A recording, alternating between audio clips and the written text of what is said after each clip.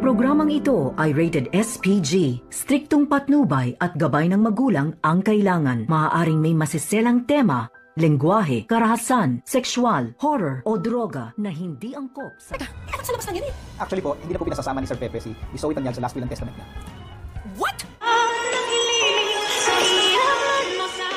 Narito na nga ang ating pagkaabangan ngayong Webes sa abot kamay na pangarap.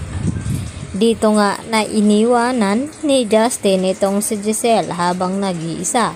At dito rin na sinundan ni Annalyn itong si Justin upang makausap ng masinsinan. At dito na nagbigay ng kaunting payo itong si Annalyn na sana raw ay hindi pa huli ang lahat upang magpatawad at tingnan itong present na dapat ay pagtuunan ng pansin dito ni Justin. At hindi lang iyon, nagbigay pa ng tsokolate itong si Annalyn upang magkakagaan daw sa loob dito ni Justin. At kapag hindi daw niya ito kainin, ay pwede naman niyang ibalik dito kay Annalyn. At nagtanong itong si Justin na kung papaano daw napatawad ni Annalyn itong kanyang tatay na si RJ. At dito na ipinaliwanag dito ni Annalyn kay Justin na mas gustuhin niya magpatawad kaysa hindi makumpleto ang puso dito ni Annalyn na magkaroon nga ng galit dito sa kanyang ama dahil tao lamang itong si Annalyn na kinakailangan magpatawad. Subalit ang sagot ni Justin sa kanya na magkaiba naman daw sila ng dinanas dahil ipinamigay siya ng kanyang ina at itong si Annalyn ay hindi. Kaya naintindihan ni Annalyn ang pinagdadaanan ngayon ni Justin.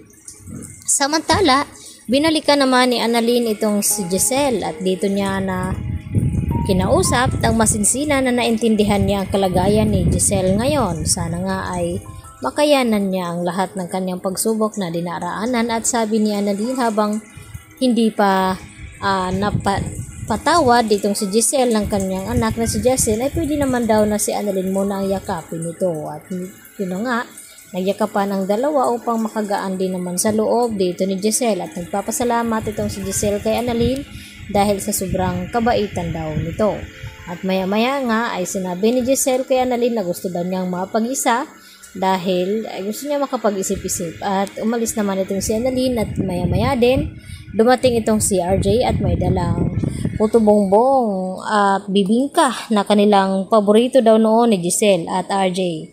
At dito rin na nakapagtawaran itong dalawa at humingi ng sorry sa isa't isa ang dalawang ito. Kaya nagiging maayos na rin ang kanilang samahan. Samantala nakabalik na nga itong si Justin dito sa bar kung saan naghihintay ang kanyang ama at tinanong kung kumusta ang kanilang pag-uusap. At wala namang nangyari daw at dahil hindi pa rin daw lumalambot ng puso ni Justin. At ang sinabi ng kanyang ama na kinakailangan daw nilang pumunta dito sa law office ng kanyang lolo Pepe upang may mahalagang sasabihin daw itong attorney na kinausap na pala noon ni Don Pepe. At laking gulat nga dito ni Moira na makita nga itong anak ni Giselle si Justin na ito daw ang pinamigay. At dito naman natin narayan din ni Justin itong si Moira at dito narinig nila ang sinabi ng attorney na ang kalahating kayamanan daw ni Don Pepe at ang mga ari-arian ay mapupunta daw dito kay Annalyn maliban dito sa Apex Hospital dahil ay kay Justin nga ito mapupunta bilang siya ang bagong may-ari nito. At dito nagulat itong si Moira na kung bakit ay ipinamana ang last will of testament ni Don Pepe dito kay Annalyn na anak naman daw ito sa labas.